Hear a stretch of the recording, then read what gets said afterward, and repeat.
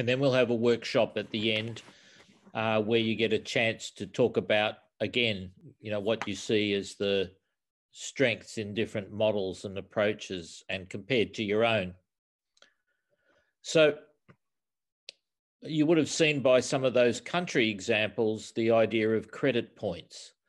So the student has to acquire so many credit points by the subjects that they choose. If they choose harder subjects, they get more credit points, which could mean that they do less subjects, but it means that they are more in depth and they involve maybe over 2 years rather than 1 year. So there's all different models that are used to allocate for courses credit. Or as you remember, the South Australian model where you get credited for doing a research project, for even just doing your plan, how you're going to plan your learning for the next 2 years. You actually get credit points for that. And then the courses you take add extra credits to that. Another way of talking about credits is standards. So in other words, for every subject, I think I mentioned New Zealand was a good case here.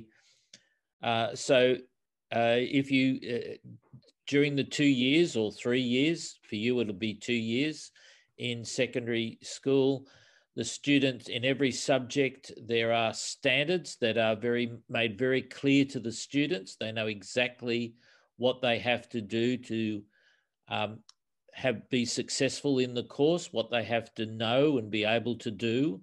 They're written as standards. And then the teacher would set tasks, assessment tasks, based on those standards. And if you're deemed by the teacher to have done well in that, then you get the standard is ticked, if you like, or given a mark, a point, or 2 points, or 3 points, depending on how you achieve. Then you might do an examination. That might be a school-based one, or it might be an external one, where the exam is based on a few of the standards from a particular subject. So in other words, you are accumulating standards, and often what that happens is at the end of year 11, at the end of year 12, then all the standards that you have achieved are written down. So you can actually show someone to say, this shows these are the things I'm able to do and what I know, my knowledge, my skills, my understanding. So it's just a different way of showing and accumulating as you go through those years, those final years, showing what you've learned and giving value to what you've learned. And then there's the components part, which could be a combination of the top two, credit points or standards. As I said, the South Australian example, and there are other examples where you do a project, you do community work. I think in Lithuania, you do a community project that you have to do as part of your work. So where in some countries that's given a credit, a number of credit points, or it's a percentage of completing the work that you do. And then you also do coursework, your subject area work. So it's a mix of not just subject areas, but things you do outside of school that are actually given a credit. And really the aim of that is to indicate to the student that you're growing into a young adult. What you are doing now is preparation for life outside of school. We want you to do a community project, or we want you to learn how to do research and explore a topic of interest that you take on, and then we'll give you credit for doing that. A little bit like happens at university where you do assignments. So there, if you like, the three models, it's accumulation of points based on your choice of the subjects you choose. And even within the mandatory courses, for example, if there are 2 levels or 3 levels in mathematics, you might get more points for doing the advanced course than you would for the intermediate course or the general or lower standard course. You might therefore be doing more maths and you're awarded for that. And it means you do less subjects compared to someone that might do a lower but still have to acquire a certain number of credit points. When we come to assessment, I included this here because these are all related. You saw the South Australian model where it's 70% is school-based and 30% is the external assessment. Some countries, some jurisdictions have 50% school-based, 50% external assessment. There's school-based where there's no external exams. It's all based around the school. And there's high stakes is another example. High stakes examinations. In other words, that final year 12, everything is determined by that. That's why it's called high stakes. Really, it's everything comes down to those final exams, and your success or otherwise is determined by that. And then there's the credential. So what's the certificate you leave with? The testama or the credit, the description of what you've achieved, which could be issued by, usually it's issued by some authority, government authority that has responsibility for overseeing what happens in senior secondary schooling. Another way is where there's a ranking score given and you get a certificate, but you also get a ranking score, and that's used to give you access to university courses. Usually that's scaled, and often it's scaled by the universities to determine what they look at the number of students taking the course, how well they've done, and they might, different courses are given different weightings. And then there's the portfolio approach, which I mentioned earlier, some universities accepting from students the final year mark in year 12 is only a small part of what they take. They want to see other things that you've acquired and achieved, things that you have as references or that you might be involved in outside of school. So really you bring a portfolio and the school often helps you acquire that in those settings. Okay, we're going to go through each of these in terms of their benefits and limitations. So with the credit points, it gives you clarity regarding course planning throughout the secondary years. So it helps students to really plot out what they're going to do over the 2 years. And it gives you a sense of the level of each subject. The higher the points, the credit points, the more rigorous the course is. So it gives you some indication of which are the harder courses. The limitations, it's mostly to do with participation. So by going to these courses, you get points. Of course, there are systems where you have examinations and the assessments, but a big part of this is actually based around your participation, that you do so many courses. It could be called a limitation that there's a grading given, which is really gives a status. So some subjects, some courses are seen as higher status than others. I mean, that's known anyway, but this way it makes it very clear.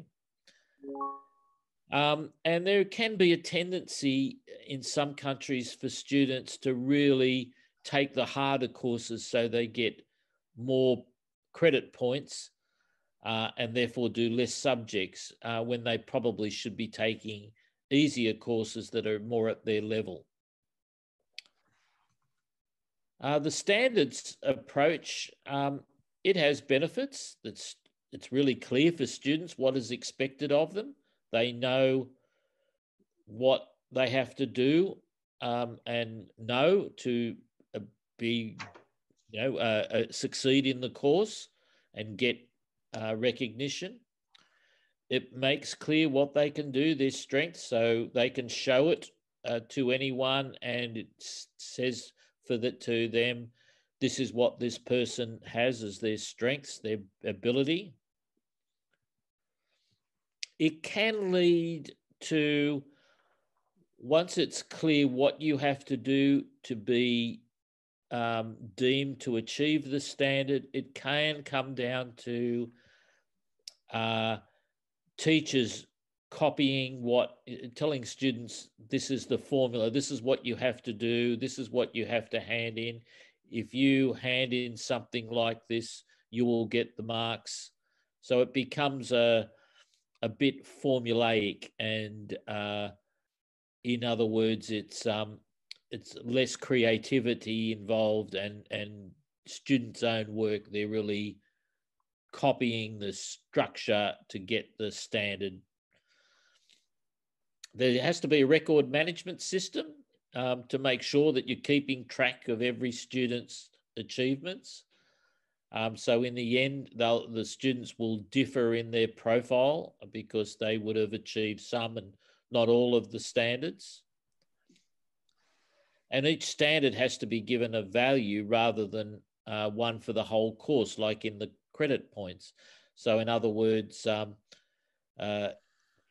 one standard is only worth a certain value, 3 marks, whereas another is worth 10 marks and so on. So someone has to make that judgment. There has to be an authority that makes that judgment of what the value is of each standard. It just adds another complexity to curriculum structure. With the components approach,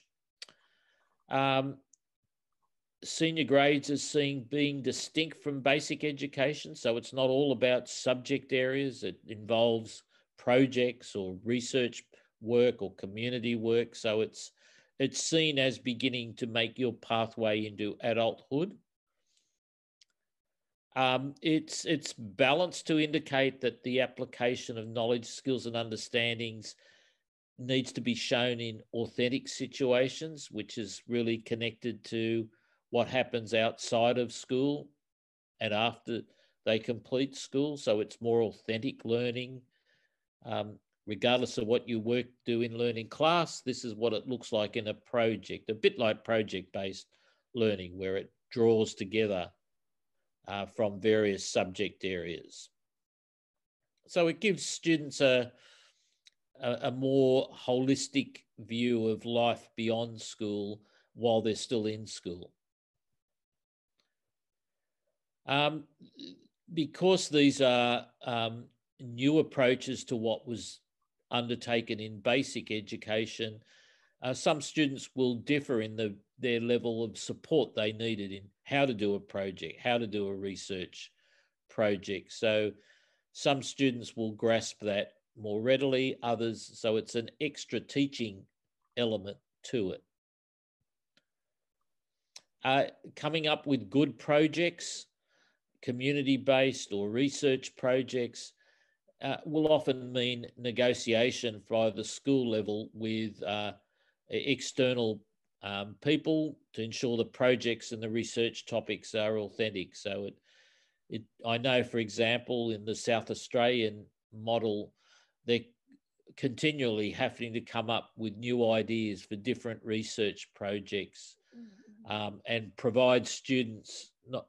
Some students, of course, will come up with their own, but they really need also for the other students to give them lots of ideas of different research projects and community projects that they could do. So there's a bit of negotiation that's needed there that's not needed in other models. And of course, there are challenges in assessing the value of projects and experiences that aren't within a subject but are holistic in their approach. You have to come up with a rubric for that. So it's another additional assessment expectation from the system. Okay, I'm going to stop there, Irina, just to see if there are any questions before we move to the next on assessment. Let me just see, is there anyone got their hand up or in the chat line asking any about those models or those approaches? Can I just one? Hi, Natalia. Yes. Yes, thank you for this part. And what about the credit points? What do you think? Is it really not very appropriate to this linear system, like Irena mentioned, like we have in Lithuania? This modular, but I get it. Did you understand me? No. I think so. I think what you're saying is you don't have a credit system. Is that right, Irina, at the moment? Yes, we don't have. And the question from Natalia is, would it be appropriate for Lithuania to have a credit system? Yeah, and I guess the answer. How it's possible? Right? Can you come back to the slide, maybe? Yeah, sure. So this one? We cannot see it. Oh, you can't see it, sorry. Let me share the screen. Yeah. Yeah, this one? Yeah, credits. Yes. Yeah, so really what it means is with your current system, what you would need to do is to work out what you're going to continue on as mandatory, how much value you're going to place on each course under mandatory, and then if you're giving students opportunity to choose different subjects, you have to give those each a credit number, and then work out what would be the total number of credits that you would have, what would be the minimum credit points that a student has to have. So that then the task is for the student to choose the courses that make up the total, and that's a mix. You'll have a set number. There has to be a set number of mandatory points from mandatory courses, and those from others. So it's not difficult to do, but it's different to what you've got now, and it just means some different work has to be done. Is that right, Irena? Yeah. I also have one question, if I may. Yeah, sure. Last time we were talking about different tracks. Yes. And my question is, does it mean that the selection of credits determines your track, or whether if you choose, what is first? If you choose different tracks, you've got different set of courses to select from. What is first? Is it track or credits? Because I think tracks really only mean in systems like Singapore, where you're only doing vocational courses, or you're only doing academic courses. So that's where the track is. It's like a railway line. You can't move from one track to the other. You're heading in a linear way. So I don't think you've got one single track, haven't you? Yes, we have a single track at the moment. Mm-hmm. Yeah. But I hear people saying that we need different tracks. So I'm thinking, is it the selection of different courses that makes my track different from the rest of the classroom? Yes. Or is it that I choose first track and then I receive a set of courses to select from? What is first? Yes. It's another way of looking at it is not using the word track, but using the word pathway. So in other words, when the student in year 10, the end of year 10, is looking at going into year 11 and 12, they think about what is the pathway that they want to take after school. So do they want to go, if they want to go into medicine, then it probably means they should be taking a number of science courses, not just the mandatory courses, but taking additional science courses, and maybe a health course. If they are wanting to enter into the arts or into journalism, then they might want to take humanities and arts courses. And so that's the pathway that they're taking. They're constructing areas that they're interested in, and that ultimately that will have a pathway after school to whatever career destination they're interested in. Does that help explain it? Yep. Okay, thank you. Okay, were there any other questions before we move on to assessment?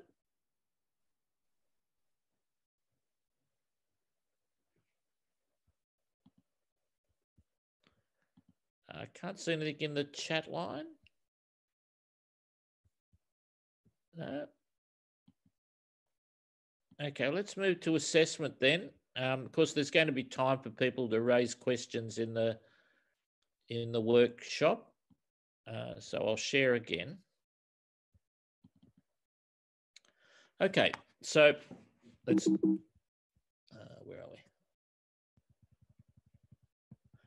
We're on to assessment. Okay, so here's school-based and external assessment. The benefit of where you have both school-based and external, it rewards students for ongoing work and commitment. In other words, from the beginning of year 11 through, there are going to be tasks set by assessment tasks, maybe little exams set by the school, and those accumulate, and so students have to keep working to receive a school-based mark in their subjects, and then that's added to the external assessment. So whether it's 50-50 or 70-30 or 30-70, that's up to your system to determine how much value you want to place on students continuing to be assessed through year 11 and 12,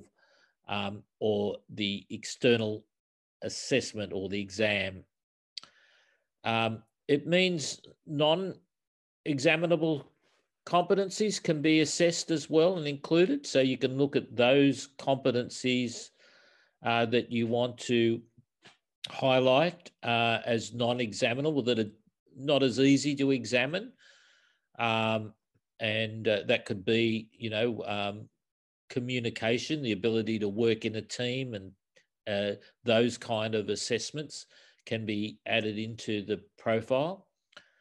It maintains students' effort and provides a final culminating point. So in other words, the exam is still there, but if they've worked hard throughout the 2 years, they will get the rewards.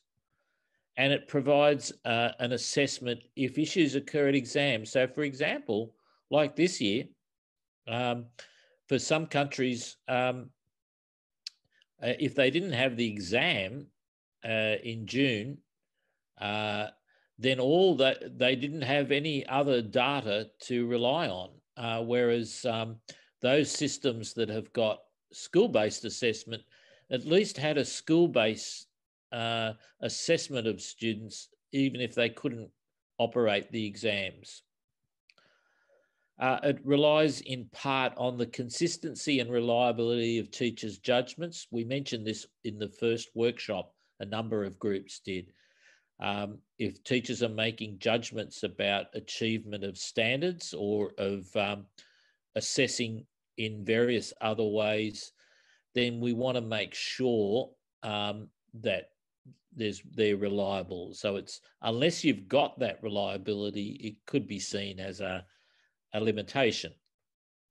It really requires the system to monitor that teacher-based assessment tasks are appropriately balanced. So what can sometimes happen with school-based assessments is all the teachers do is just keep giving tests, little tests, whereas really the, if you like, the intention, the real intention of it is to assess students in different ways, so that the assessment mark is made up of not just examinations or tests, but other assessment strategies are used. When it's school-based only, it rewards students for ongoing work. It enables assessment as before. It develops teachers' professional skill in students. So when it's not all about the examinations, it means teachers have to be better at setting assessment tasks and making those, if you like, a variety of assessment tasks. And it provides teachers, because there would be moderating needed, it allows them to get comparative student work samples from other schools. So for you to be able to make a decision about whether your students' work is of appropriate standard, you need to be able to compare it to work from other schools. And that's what happens in those systems. They produce work samples. They show what a high quality work looks like. It relies solely on the consistency of teachers' judgment, and it does require an external moderation process. So even, we said this before, with the school-based plus exam, and of course the same issues are here, it does require this. But these can be seen as positive things too. Okay, where you only have an exam as the major assessment strategy for the country, it sets the end of grade 12 as the high point in schooling for students. So everything is geared towards that. It becomes high pressure, gives students a focus and a purpose to work towards. So, you know, everyone in these systems where this is the case, everyone talks about these final exams. It becomes a real focus point for everyone. Limitation, it creates a highly stressful period in a young person's life. In many Asian countries, this is the case. You know, they know these final exams. You know, in China, they say the end of year 12 exams that give you access to university or not, that is the hardest thing in your life that you will ever face. That's what they say. Once everything else is easy after that. It's the hardest thing that you will face in your life. So there's a lot of pressure. And it's not surprising that there's a lot of anxiety and a lot of issues with mental health for students where the exams are just so high pressured. Some highly capable students can do little throughout their senior years, knowing that all they have to do is perform at their best at the end. So, you know, you're not getting them working hard throughout year 11 and 12 because largely they know it's all going to come down to the exams at the end. And presents a risk if issues occur in the exam period, like I explained happened this year for a number of countries. Okay, I'm going to stop there and just see if anyone wants to ask questions about assessment. And those different approaches.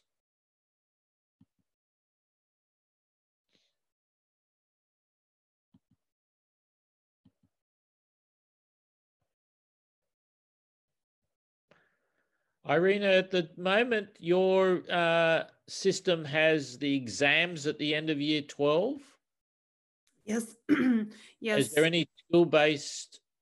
Yes, there is school-based summative assessment, yes. And that contributes to the final record of achievement? Yes, the final record includes teachers' school-based assessment as well as scores that they of examinations. Examinations, yeah.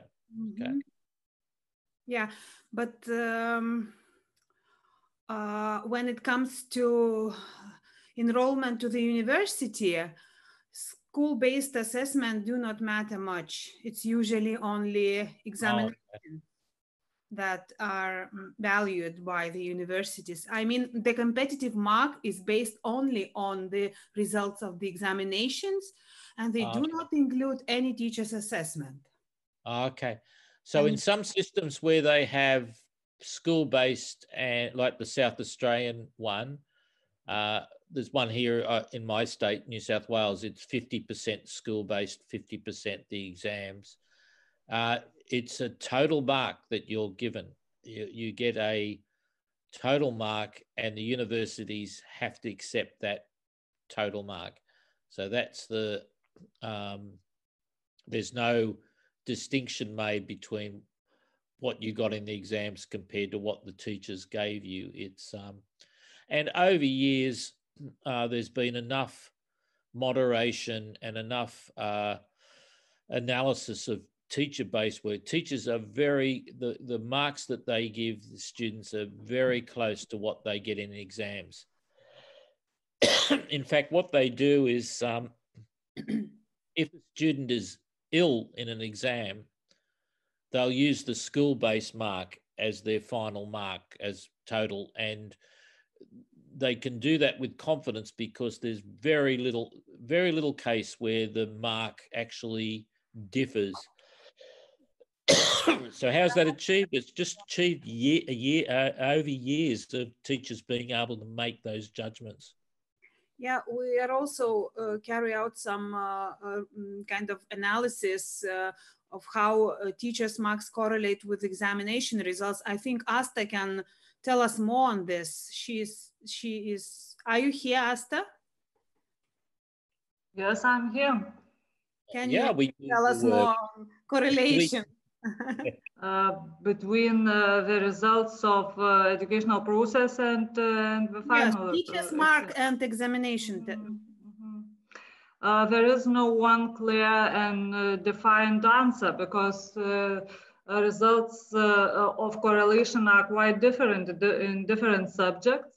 But it's quite understandable because there is the mark which is written in the process of education is written for quite different reasons, and it has different aspects of achievement because motivation, progress, activity of participation also is included in that mark. But when we get the final result in exam paper, it includes only the results of particular test task and of particular amount of capacities which are assessed by the student. And of course, we recognize and declare that the exam can assess only the certain amount of knowledge and abilities, and we don't have the idea to say that the exam could cover the whole process of education. But if we go through the correlation data in different subjects in different years, what we can observe and certainly to highlight that there are some subjects where the correlation is quite high. And I could name sciences, foreign languages, but it depends. It is caused not only by the qualification of teachers, but for example, there is no other ability in foreign languages because our requirements in this exam is not as high as, and our students are able to do much more over the scale of assessment. But for example, in math, in mother tongue language, we discover each year a lot of differences between the students' grade at school and in exam. And it appears that there are a lot of examples when we have white law marks at school, but we get the average score or even higher in exam. Thank you. That's an important point. And what you can find in some countries, in some schooling systems, teacher bias, and that bias can be in a negative way. You know, if they're working in poorer communities, they can sometimes underscore, undervalue what a student's capable of.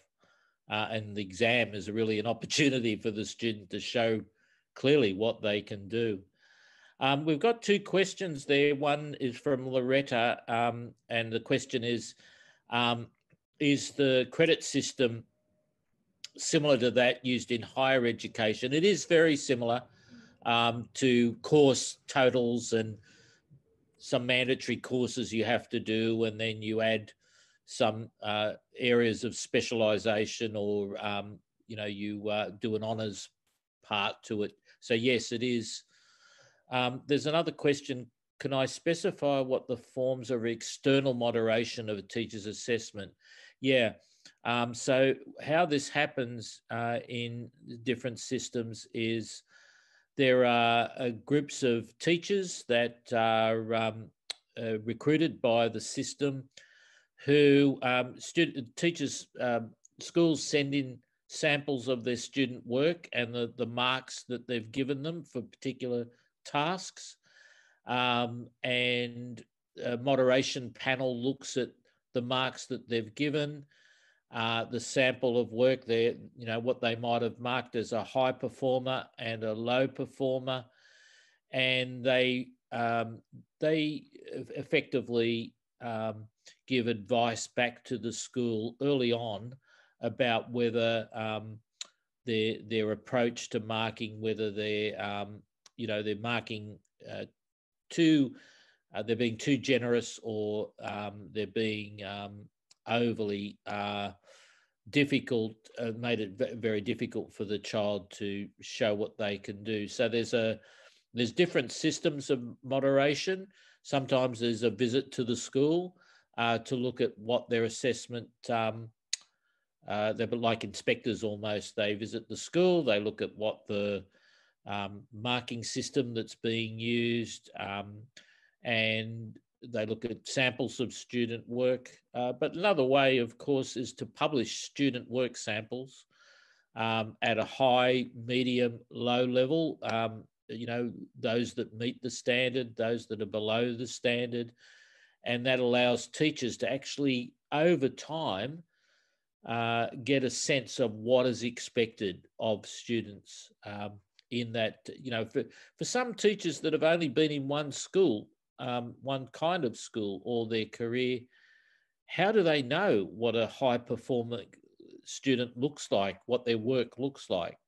They need to see samples of work, and there are electronic ways of doing that. I was responsible for producing a whole lot of student work samples, and it does take it takes a bit of effort, but it's very helpful for teachers. It's great for their professional growth.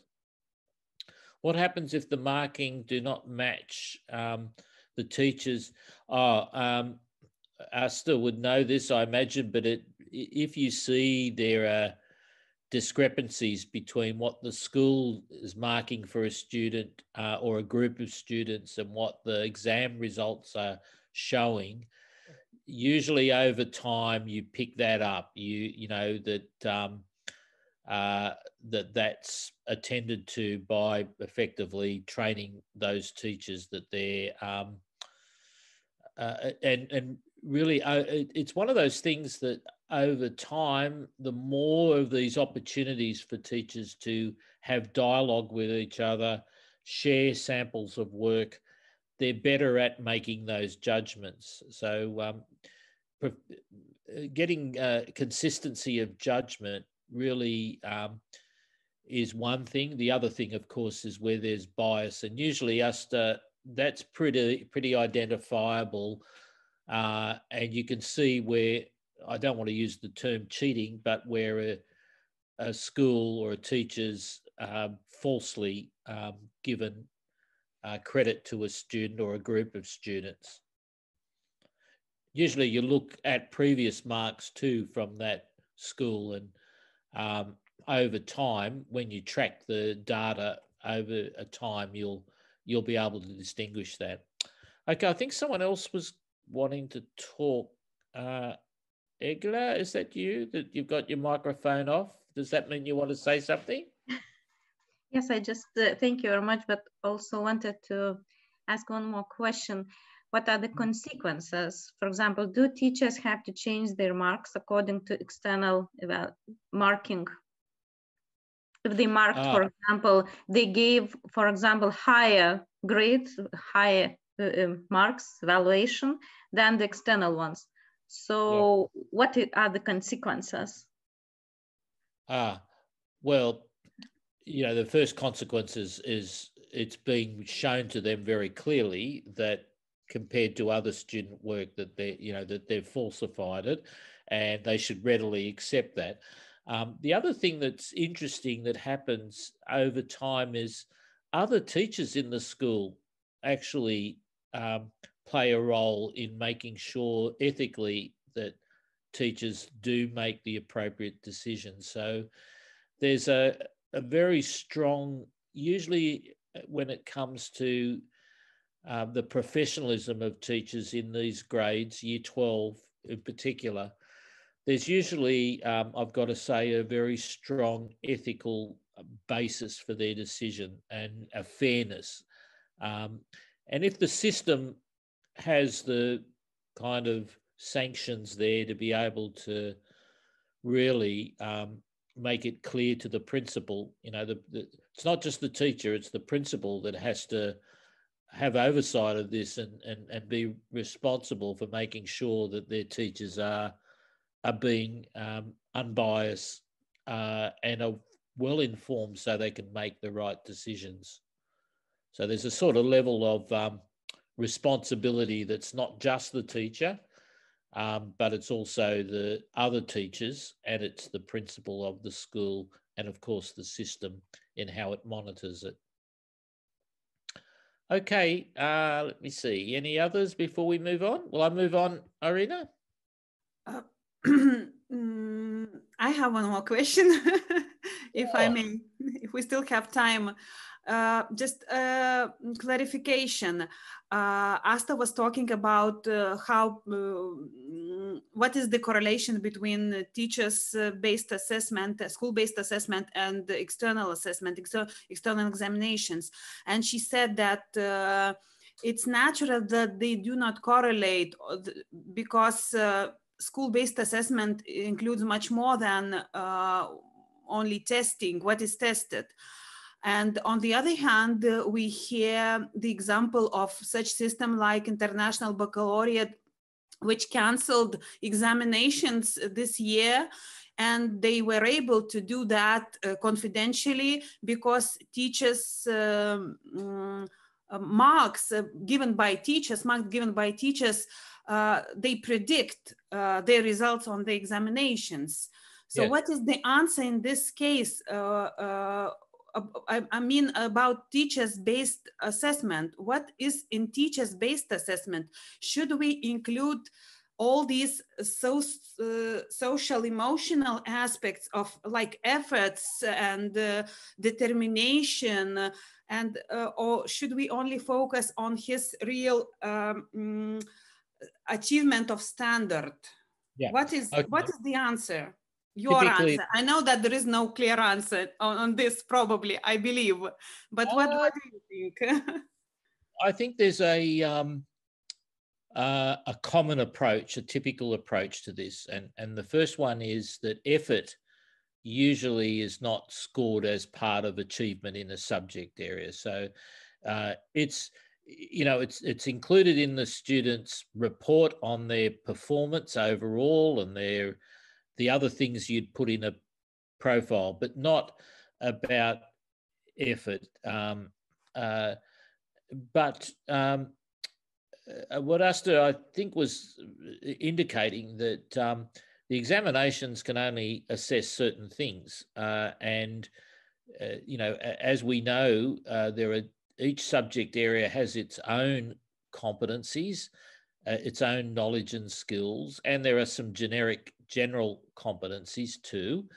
And it depends how much you want to include those general ones in some kind of profile of the student. But if it comes down to the subject area teacher, the examinations will assess certain outcomes or learning objectives that are in the syllabus requirements, in the content of what's to be taught. And there are other outcomes that the exam, just because of its nature, can't assess. It might be their practical skills that you use in science, like experimentation, or it might be in physical education, it might be related to particular physical activity and so on. So those have to be included. They're not the same.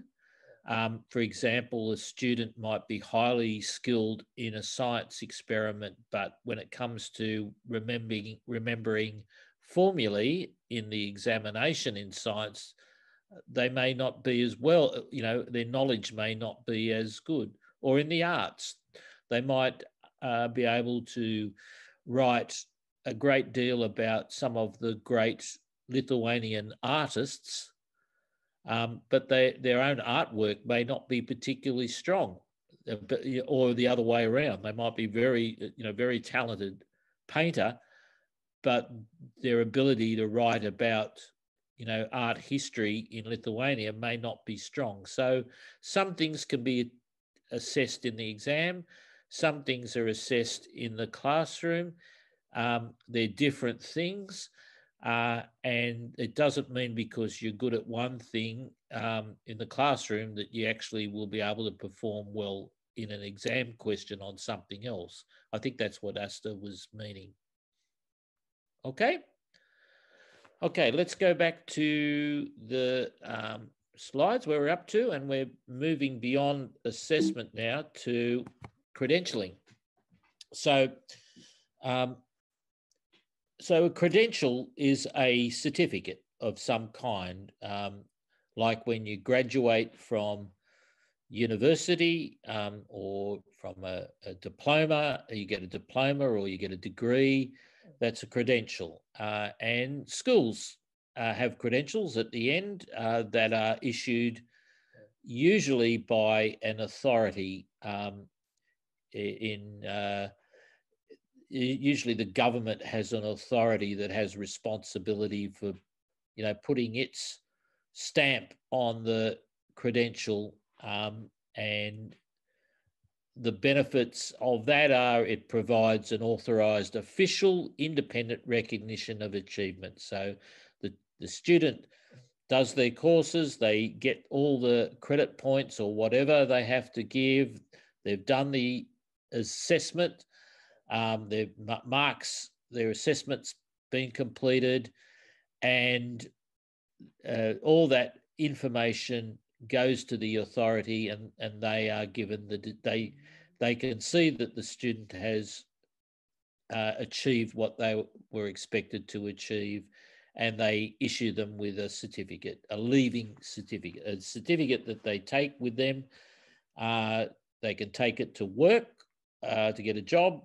They can take it to a university. They can take it to an institute for training or something like that. So that's the proof that they've completed year 12. It's a global passport to further study. So if you've got that certificate from Lithuanian school system, you could probably get into a university anywhere in the world. You may not get the course that you want, and the universities in other countries all have their own systems for determining the value of different certificates and marks and so on. But it's transportable. You know, the South Australian certificate I talked about, the SACE, there's a lot of schools in China where students get the SACE certificate. Why? They do the SACE year 11 and 12 because they want to get into a university in South Australia, but that same certificate could get them into the SACE certificate, could get them a university placement in the USA. So it's transferable. It's got value.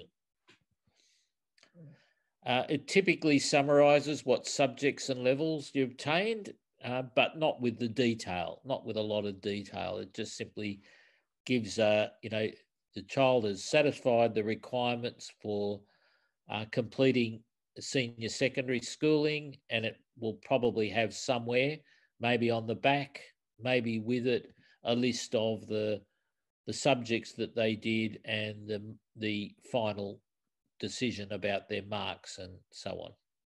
Usually, it doesn't mean it happens everywhere. Value is placed on it as a credential, but others, it doesn't mean that it is valued outside of the system itself. As I said, the certificate has to be considered by those outside the country, and they have their ways of doing that. Each university in Australia, for example, has a whole list of certificates that they accept from other countries as senior secondary completion certificates. The ranking score approach, this is an approach that's used in some countries where even though this child has got the certificate, they're given a ranking score that enables the comparison of students' performances. So you and I have done different courses. We maybe have at the end, we seem to be given the same mark, but then the universities look at the subjects you take and they might give different mark. They may scale it in a different way. So the fact that you did more science courses than I did, and they may give you more marks for that. They scale that up. Your final mark is scaled up because they place more value. In this country, in Australia, if you do science subjects, you score well. You get scaled up. If you do languages, you're scaled down. So if a student wants to specialize and they do 3 languages, let's say they learn French, German, and Japanese in high school, their marks actually they're not given a lot of marks by the university for that. They scale them down, even if you do very well. Why? Because they don't see any value in someone having all those languages compared to having science, and the science courses in university lead to medicine, and they're highly competitive.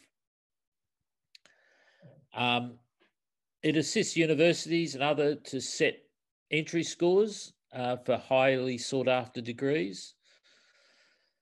it really reduces, the negative is it reduces everything that a child can do into a single score. You know, you end up with 99 or 98 or 95 or something like that. It tends to encourage some students to maximize their ranking score by taking harder subjects that the universities value. Sometimes the universities change the scaling value, though. They look at each year, they look at the cohort that have done it, the scores that were scored in the tests, and they actually make changes that way. It's really a complex scaling process, very difficult for the public to understand.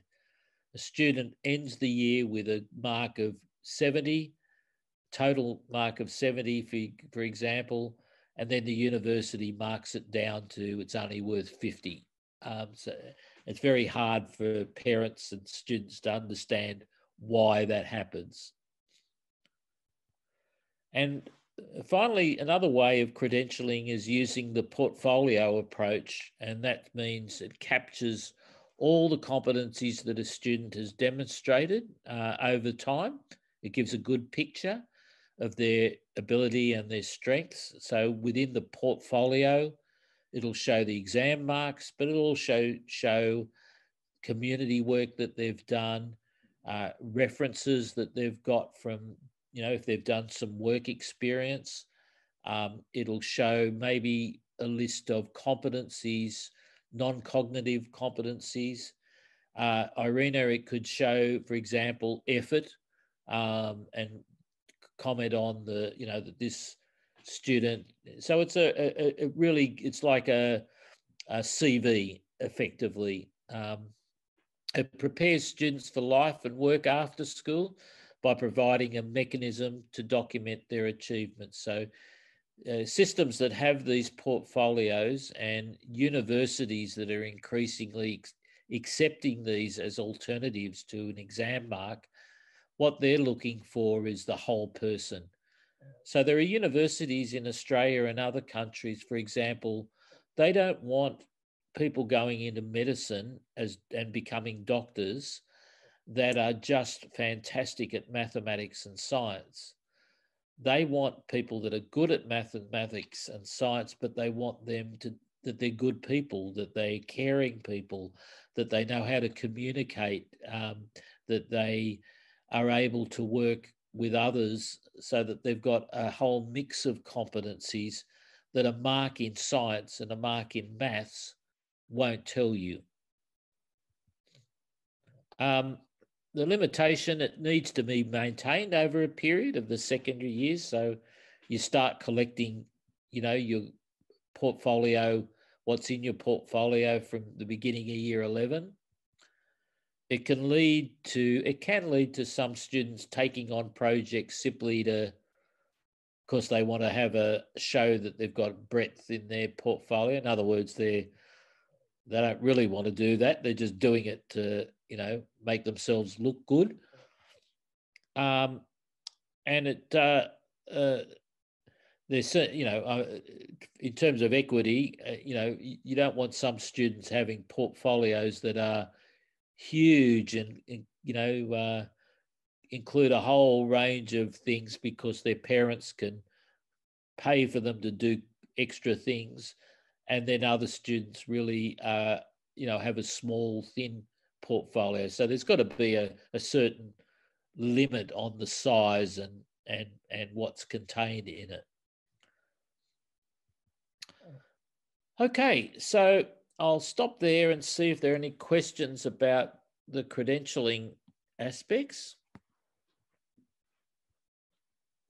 Just one question for clarification about scaling up and scaling down the course scores Yes. on the course. Is it always university that places value on a certain course, or is it? Sorry, go on. Sorry, yeah, finish.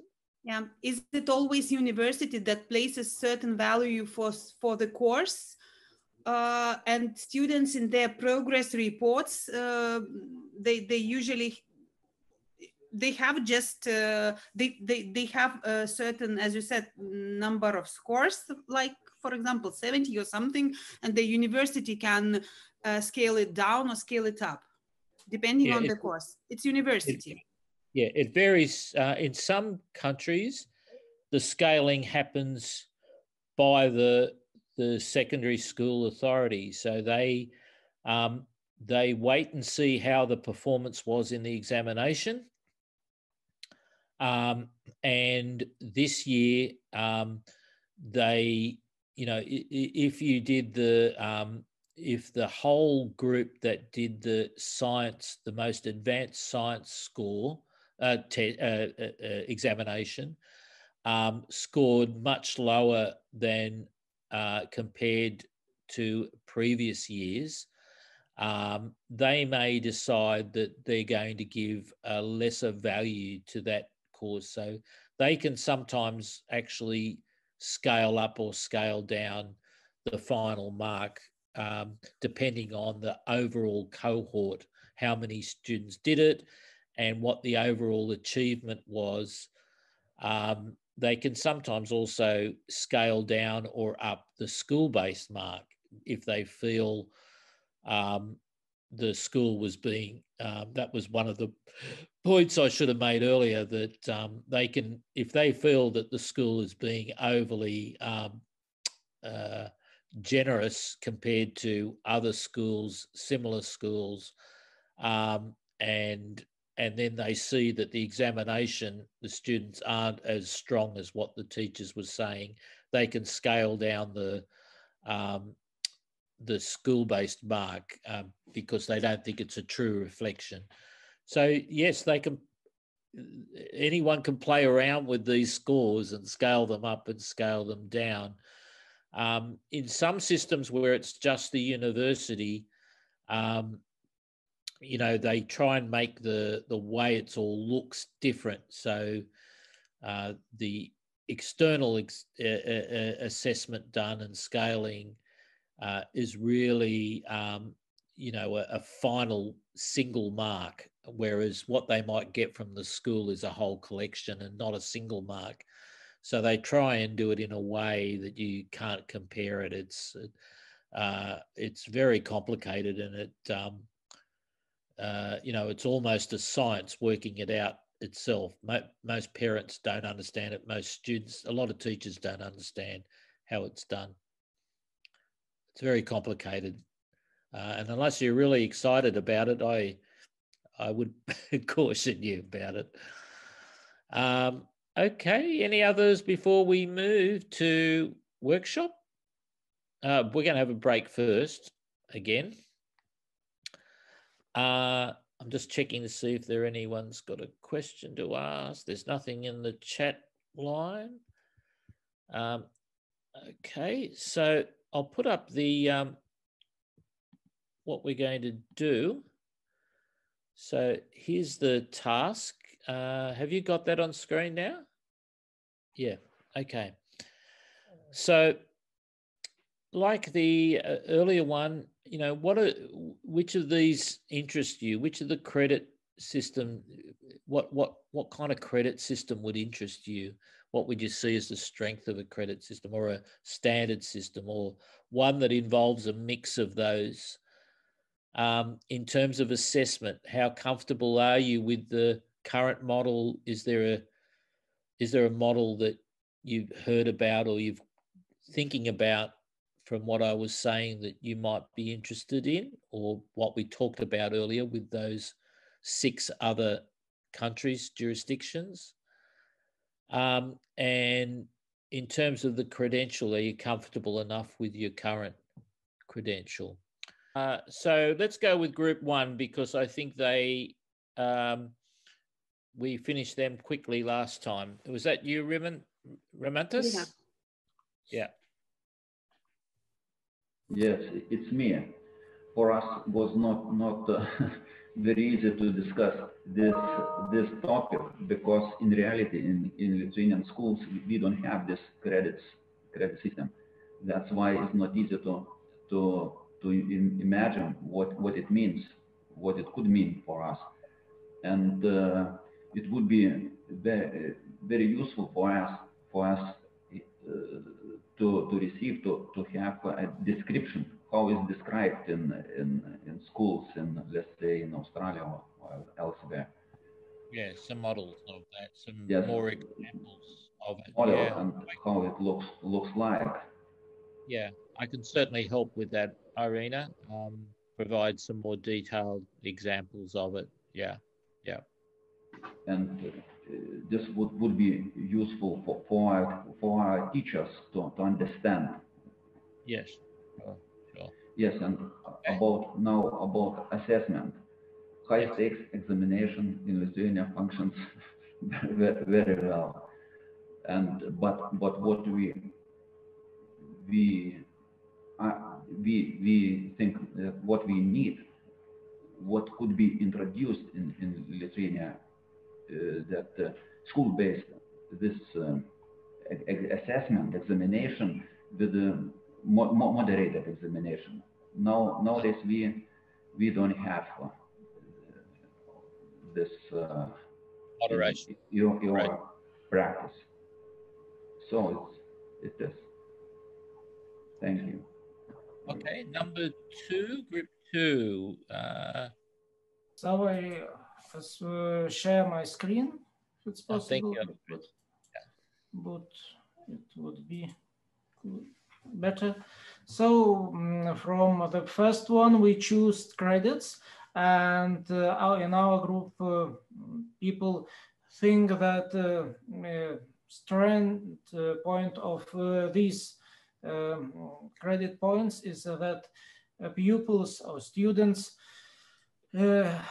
by generate ideas, make discussions, and also they can evaluate the job or work which they done by themselves.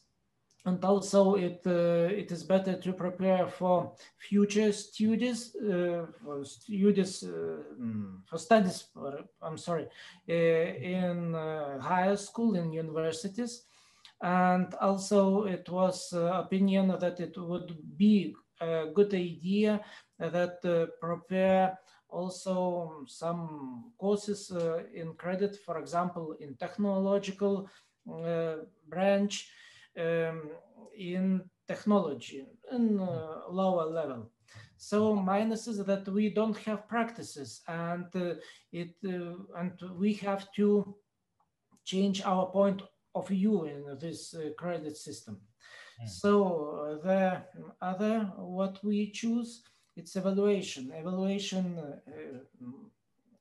in school, inside and outside school. So the good thing that some evaluation of let's say inside of school, some modules, some exams, let's say, between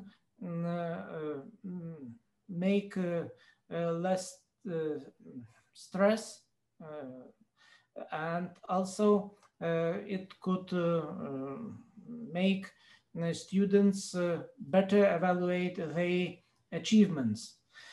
Also, it can be one program also for exams and for secondary education. But also what is very important that moderation inside school, it's very, very important. Let's say minuses, it is that our high school wish to have exams, and exams very closely relates with evaluation in marks. So it's our tradition. And also in the third branch, we choose those institutions what has have accreditation, and in our point of view that these institutions have to be certificated and have and if they want to have some right to do something, that they have to have certificates, accreditation of from official institution of government. Minus is that some of institution maybe not want to make accreditation, and it would be such a problem. So that's all. Thank you. Thank you. Number 3. So stop sharing. Taip, mūsų grupė truputį trūko laiko, bet pasakysiu. Apie kreditus.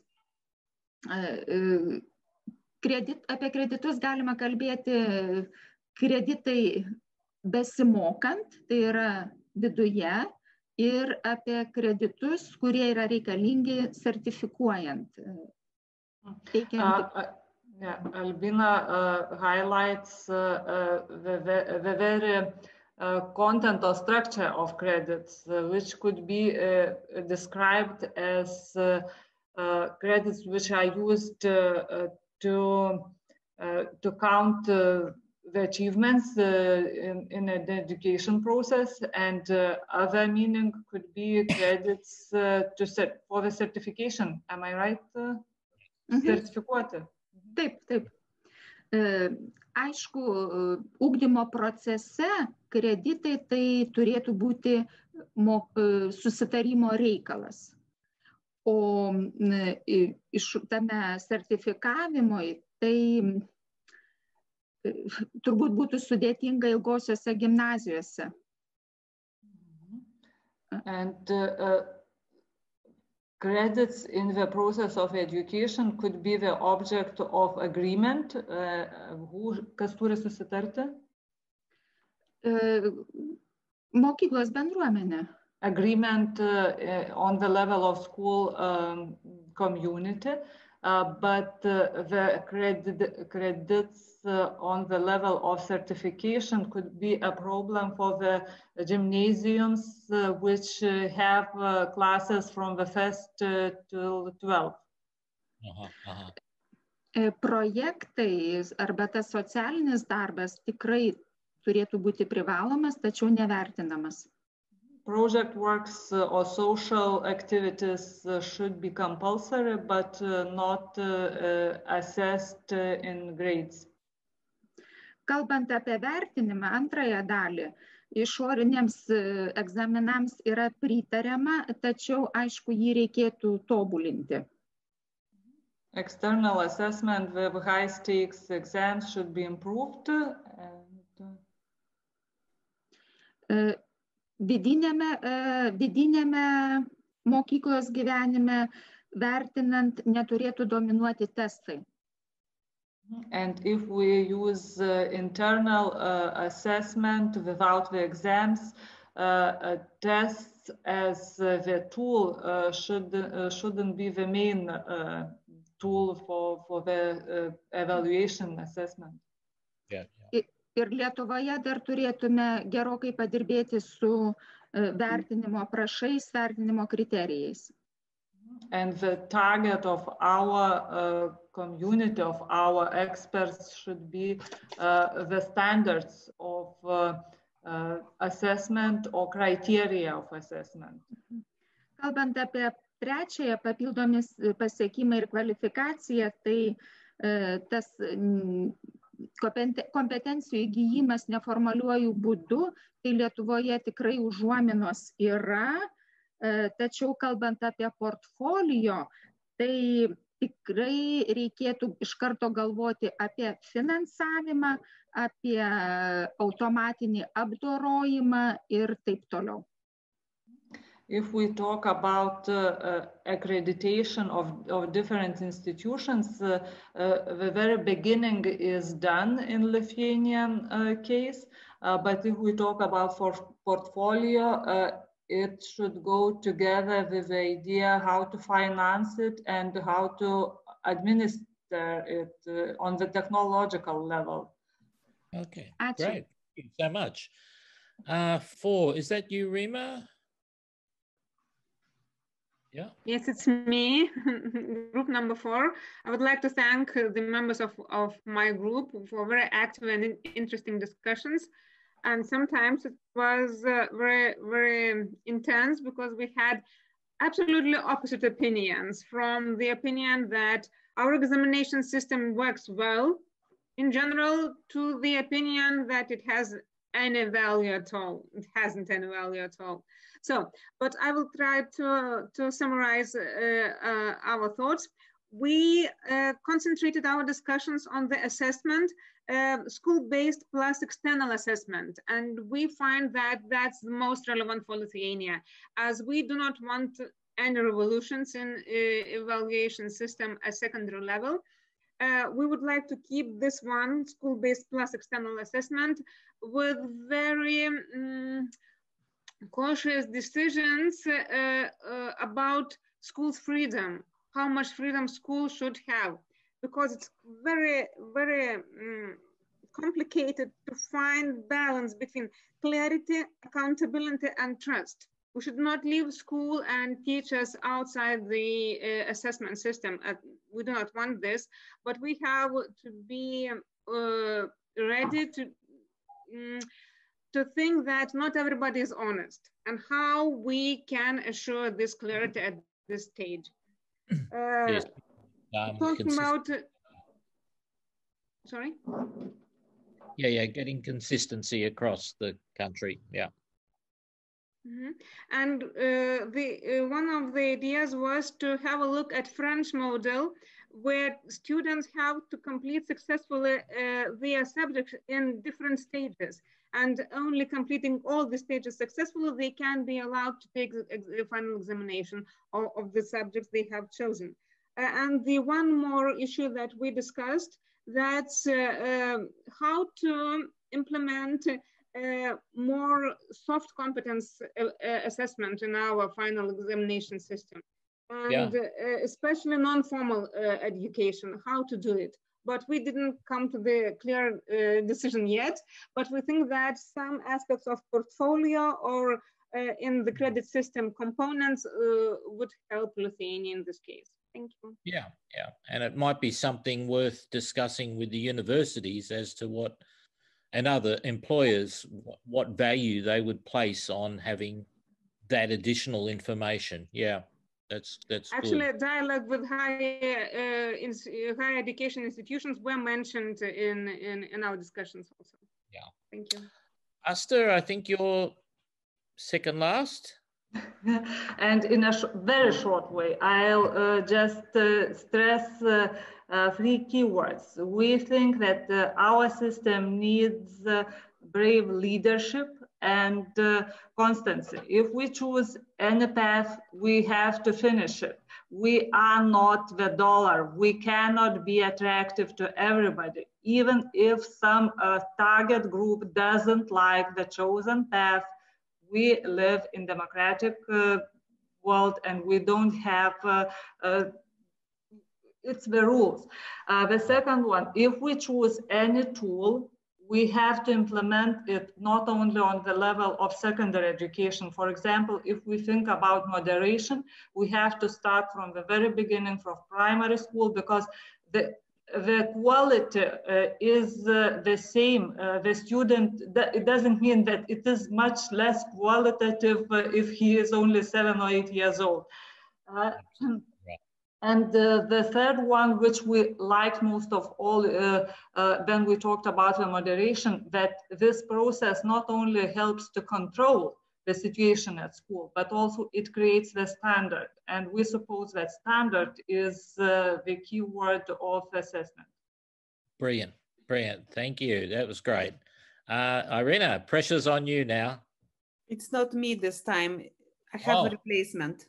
Okay, Bea. Okay, so this time that's me. And we were very positive after presentations today. And as you see, negatives, we have just few which are not worth to mention. But the main point we discussed that we should have a very clear system which should be common for each education level, like school, universities should be aware of, and we all should be on the same boat, not, to get in storm. So if going through all the points quickly, so credit system would be a great way where different subjects could give students the way to collect the credit and to collect points to get education certificate. In standards, that's very good. You can reach the standard and not necessarily the highest one. Talking about the components, there could be the possibility to give some extra points for finishing some extra assessment points, to finish your education.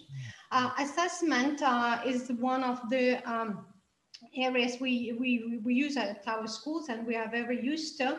So talking about school-based assessment plus external assessment, we would be greatly for this option, but here's a great but, we have to start thinking about it and to work with teachers a lot to get the standard, the same standard of assessment. And we were talking that teachers have some hours in their work, for their qualification. And we were thinking that there was a suggestion that they could have some certain amount of hours that they should spend on assessment standards, on working on assessment standards. Yeah. So that would be the same through all the country. So extra things, portfolio was also discussed a lot, as we were discussing that the wider your portfolio is, the more subjects you have in it after graduating school, the more interesting or the more useful you are for university or for future market for employers and so on. So portfolio is also the thing where you could use lots of, you can put through the whole year, through those 2 or 3 years of education, you can put into to show what kind of person you are. So on this positive note, no storms. Fantastic. Okay, well, I think we're over time slightly. Irina, are you happy with how everything's gone? Yeah, if you're happy. I am happy. People, are you happy? Yeah, it looks like we've got a lot of good discussion again. And we've got 2 more days, the end of next week. But there's a lot we're bringing together now. There's a lot that's been thought over these last 2 days and captured. And so we're really coming to a really good point where we'll be able to bring a lot of these ideas together. And the last day is really where we're going to really mold what kind of system we think is going to work. What are the quality? What can you pick out from all of these different sessions that we've had? Thank you, everyone. Have a wonderful weekend. I'm sorry to hear about your 3 weeks, but it will be over. I'm sure it will be over. And I look forward to seeing you next Thursday and